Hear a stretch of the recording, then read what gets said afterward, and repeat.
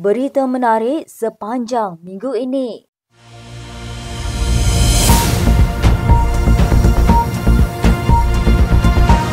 Nombor 9. Datuk Seri Anwar Ibrahim mengulangi gesaan dan cabaran supaya Tun Dr. Mahathir Mohamad mendedahkan segala aset dimiliki diri sendiri dan keluarganya. Gesaan sama ada sebelum ini pernah dilontarkan beliau kepada bekas Perdana Menteri itu tetap masih belum dijawab sehingga kini. Tun Mahathir ke Tun Daim saya tak peduli. Berapa kekayaan? 10 bilion? 15 bilion? Betul nak tolong Melayu? Ya. Betul menjadi pejuang Melayu? Ya. Betul nak hidupkan Melayu? Yang kamu sakau itu kamu serah balik pada orang Melayu. Anwar menggesa selepas bekas Perdana Menteri ke-7 dan ke-4 itu mengemukakan sama fitnah terhadap Anwar dengan menuntut ganti rugi 150 juta ringgit berhubung ucapan Perdana Menteri itu di Kongres Nasional Khas Malaysia Madani pelaksanaan sebuah idealisme pada Mac lalu. Dr. Mahathir mendakwa kenyataan Anwar dalam ucapannya pada Kongres itu membawa maksud beliau membolot harta untuk keluarga dan kehilangan harta, aset atau saham orang Melayu adalah berkait dengan harta, aset atau saham milik keluarganya. Mengulas lanjut, Anwar berkata pentadbirannya tidak pernah mengkhianati Melayu, apatah lagi untuk mengenepikan hak mereka di tanah airnya sendiri. Tokoh-tokoh Melayu, Tun Tun, Tan Sri, yang besar-besar, yang kaya raya, heboh nak jaga Melayu. Melayu dah habis ni. Dah Anwar dah tak boleh harap dah. Ni Datuk Seri Zahid semua ni tak boleh pakai. Tak ada jaga Melayu semua. Datuk Seri Zahid mungkin dia Jawa. Tapi dia jaga semua Melayu. Ni Amin pun serupa ya. Pacitan. Baik. Tetapi saya nak tanya mereka. Yang kita serah apa? Ni 6 bulan kita pegang jawatan. Saya bagi apa? Khianat mana di mas orang Melayu? Bahasa Melayu? Hak keselamatan orang Melayu? Projek-projek untuk Melayu? Kita pertahankan dasar yang sedia ada. Perdana Menteri berkata kerajaan juga meneruskan program Jana Ekonomi Pemekasaan Kontraktor Bumi Putra Berwibawa, Jana Wibawa, untuk membantu kontraktor Bumi Putra biarpun ada perkara dipertikaikan. Jana Wibawa untuk Melayu. Kita ambil tindakan sebab apa? Projek untuk Melayu dia bagi kepada Cina. Projek untuk Melayu disakau duit. Tempatan banjir. Kerana kita jimat dan laksanakan dengan teratur, kita jimatkan hampir 2 bilion. Kita tambah satu lagi projek di Kota Tinggi Batu Pahat di Johor dan satu lagi Sungai Golok Kelantan. Itu pun dia kata kita zalim kepada orang Kelantan. Kita tambah peruntukan kepada Kelantan kerana Kelantan hadapi masalah banjir yang serius. Nombor 8. Presiden PAS Abdul Hadi Awan berkata ketika ini orang Melayu ditipu secara terang-terangan akibat sikap lalai serta jahil masing-masing. Kata Abdul Hadi sekali lagi mengajak orang Melayu menyertai perpaduan yang diusahakannya agar bangsa berkenaan dapat diselamatkan, sekaligus mencontohi langkah yang didakwanya dilakukan Nabi Muhammad SAW dulu. Tambah ahli Parlimen Marang itu, orang Melayu menjadi mangsa dalam langkah politik negara. Selain menghadapi masalah rasuah, keruntuhan moral dan lain-lain, termasuk perpecahan dalam hal cabang agama serta perebutan harta. Katanya kaum Melayu dipermain-mainkan dan ditipu secara terang-terangan dalam kejahilan serta kelalaian mereka. Abdul Hadi yang pernah dilantik sebagai Duta Khas Bertaraf Menteri dalam kerajaan sebelum ini menegaskan orang Melayu tidak boleh membiarkan kuasa politik yang masih ada terlepas kerana jahil dan leka. Katanya selamatkan keadaan hari ini dengan perpaduan bangsa Melayu Islam seperti mana Rasulullah SAW memulakan dengan perpaduan bangsa Arab. Gesaan Abdul Hadi dan PAS ke arah perpaduan berteraskan Melayu bukanlah baru. Ia semakin ketara dibuat parti itu selepas berakhirnya PRU ke-14 pada 2018 dan menyaksikan PAS bekerjasama dengan UMNO melalui Muafakat Nasional. Keputusan PRU ke-15 tahun lalu menyaksikan PAS tercicir daripada kuasa sebagai kerajaan pusat.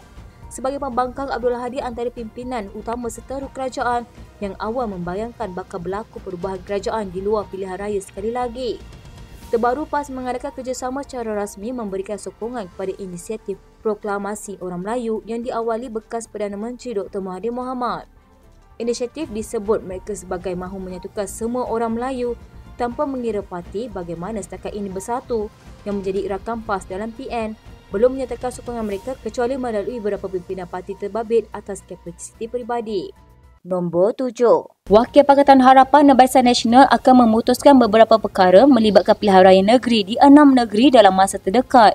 Menurut Pengerusi Pakatan Harapan Datuk Seri Anwar Ibrahim, antara perkara yang akan diputuskan itu melibatkan pembahagian kerusi, calon dan strategi bagi kempen PRN tersebut. Menurut Anwar, pimpinan parti lain yang tidak bertanding dalam PRN akan terus memberi sokongan sebagai tanda kesepaduan dan kerjasama antara kerajaan perpaduan. PRN persiapan pilihan raya negeri, 6 negeri, walaupun dia banyak melibatkan BN dan PH, tapi kita juga akan undang parti-parti yang ada cawangan atau gerakan di Semenanjung. Pimpinan parti lain yang tidak bertanding akan terus memberikan kerjasama dan sokongan untuk menunjukkan kesepaduan dan kerjasama dalam kerajaan perpaduan. Rundingan ini diteruskan dan dalam masa singkat mungkin wakil PH dan BN akan memutuskan beberapa perkara, pembahagian kursi, calon dan strategi kempen. Anwar berkata perkara lain dibincangkan dalam mesyuarat Majlis Perundangan Pimpinan Kerajaan Perpaduan Malaysia adalah soal Konvensyen Nasional Kerajaan Perpaduan yang akan berlangsung pada 14 Mei ini. Macam beberapa negeri yang dipimpin oleh UMNO, kita terima. Beberapa negeri lain yang dipimpin oleh komponen PH juga diterima. Saya ingat itu bukan isu yang dipertikai. Tapi saya serah pada kebijaksanaan pimpinan di negeri yang harus memulakan rundingan secara lebih kemas dan kemudian mengemukakan kepada pimpinan pusat. Nombor 6. Pengerusi Jawatan Kuasa Keusahawanan Sumber Manusia Industri Mikro dan Ahli Ehwal Pengguna Muhammad Kuzaini Abdul Rahman berkata, penggaduhan negeri akan berakhir selewat-lewatnya akhir bulan depan secara automatik. Bagaimanapun, katanya tarikh sebenar pembubaran DUN akan diputuskan ke pimpinan negeri. Katanya penggal pemerintahan kerajaan negeri akan tamat bulan depan. Jika pembubaran tidak dilakukan, DUN akan terbubar secara automatik akhir bulan depan. Setakat ini kita tidak dapat maklumkan tarikh sebenar pembubaran DUN. Tetapi usaha ke arah itu termasuk penetapan tarikh pembubaran sedang dilakukan kepimpinan. Mengulas lanjut, Muhammad Kuzaini yang juga timbalan yang di-Pertuan PAS Besut berkata, parti itu sudah bersiap siaga dan sedang menunggu masa untuk mengaktifkan jentera. Katanya, sasaran kita pada PRN yang akan diadakan adalah memenangi kerusi lebih banyak atau menyapu bersih kesemua 32 kerusi DUN. Nombor 5, Presiden UMNO Datuk Seri Dr. Ahmad Zahid Hamidi berkata, satu perbincangan melibatkan parti-parti komponen Barisan Nasional akan berlangsung bagi membincangkan agihan kerusi-kerusi dalam pilihan raya negeri akan datang. Beliau memaklumkan bahawa pertemuan yang diadakan di Menara Dato' Onn Pusat Dagangan Dunia Kuala Lumpur itu bertujuan bagi mendengar pandangan daripada semua parti komponen berhubung kursi-kursi yang boleh dipertimbangkan untuk mereka dalam PRN di 6 negeri itu. Namun kita berpandangan bahawa realiti politik baharu, kita harus melihat kebersamaan 19 parti-parti yang berada di dalam kerajaan madani ini. Dan sebahagian besar parti-parti itu adalah parti-parti di Semenanjung. Maka kebersamaan, kesefahaman dan juga keserasian di antara parti-parti itu amat penting.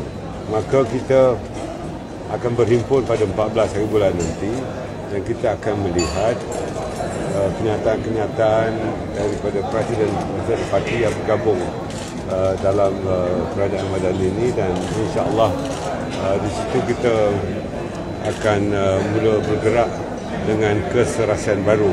Dalam pada itu, Pengerusi Pakatan Harapan Datuk Seri Anwar Ibrahim berkata, Wakil Pakatan Harapan dan Barisan Nasional akan memutuskan beberapa perkara melibatkan pilihan raya di 6 negeri dalam masa yang terdekat. Beliau yang juga Perdana Menteri berkata antara perkara yang diputuskan itu melibatkan pembahagian kursi, calon dan strategi bagi kempen PRN tersebut. Nombor 4. Ketua Penerangan Perikatan Nasional Wilayah Persekutuan Mahathir Mohamad Rais berkata, dasar PN yang dikatakan menggalakkan perpaduan di kalangan rakyat Malaysia menjadi antara sebab orang Melayu pendesaan menyokong gabungan itu. Katanya gabungan itu juga percaya jika mereka mentadbir negara, maka keadaan lebih stabil dari segi politik. Katanya, Sebagai sebuah parti, PM berusaha mewujudkan dasar inklusif dan menegakkan amalan politik yang lebih bersih berbanding parti lain. Pendekatan ini mendapat sambutan ramai orang Melayu luar bandar yang percaya bahawa kerajaan yang dipimpin oleh PN akan memupuk iklim politik yang lebih stabil untuk negara. Mahathir berkata demikian dalam cubaannya untuk membezakan corak pentadbiran PN jika menjadi parti pemerintah berbanding Perdana Menteri Anwar Ibrahim yang didakwanya berisiko mencetuskan ketegangan kaum apabila menyasarkan Taikum Melayu. Ini selepas Anwar mencabar hartawan Melayu yang memperjuangkan hak Melayu supaya menyumbangkan separuh keuntungan mereka untuk membantu golongan miskin dalam masyarakat itu.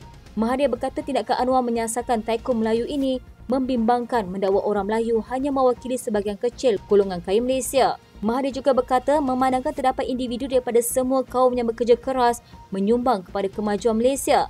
Tumpuan terhadap golongan kaya sepatutnya merangkumi semua latar belakang etnik. Kata Mahathir lagi, amat penting untuk menyokong usaha mengejar kemakmuran dan kesaksamaan masyarakat dengan mengambil kira cabaran sejarah yang dihadapi oleh orang Melayu. Katanya, teguran Perdana Menteri berisiko mencetuskan konflik dalam masyarakat dan menghakis perpaduan sosial yang dibina dengan susah payah selama ini dengan memperlekehkan pencapaian pemimpin dan Taikum Melayu. Ketika kita menghampiri ulang tahun tragedi insiden 13 Mei dalam masa 2 hari sahaja, ia adalah peringatan yang nyata tentang akibat buruk daripada ketegangan dan perpecahan kaum.